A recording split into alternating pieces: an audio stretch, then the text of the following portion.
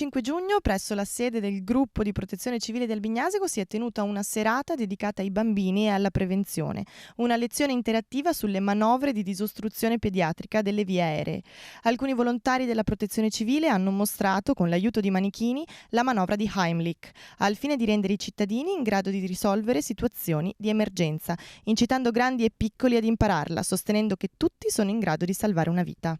La manovra di Heimlich deve essere imparata, siamo qui questa sera proprio per insegnarla e poi applicarla nel momento in cui sia necessario, ad esempio quando siamo a tavola e va per traverso un boccone e quindi siamo di fronte ad una ostruzione parziale, vediamo la persona che magari porta le mani alla gola, vediamo che non parla, non respira, non tossisce, nel caso di un bambino non piange, interveniamo immediatamente attraverso questa semplice manovra che consiste in spinte addominali verso l'interno e verso l'alto e nel 98% dei casi si risolve il problema e tutto finisce lì.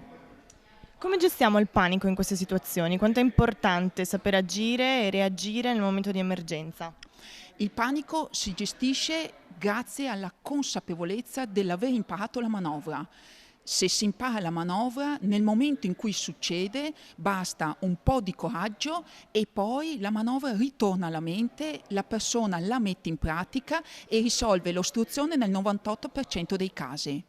Può essere fatta da tutti.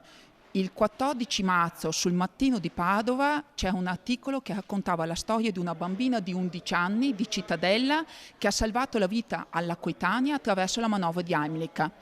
Quando poi le hanno chiesto come facevi a saperla, lei semplicemente ha detto me l'hanno insegnata i miei genitori. L'iniziativa promossa dall'associazione All for Life Salvamento Academy ha creato molto interesse e partecipazione, rendendo ancora una volta partecipi i cittadini di Albignasego. Questa associazione nasce con l'obiettivo di diffondere le manovre di disostruzione. Purtroppo queste manovre anche nel 2015 continuano a essere sconosciute perché bambini continuano a morire.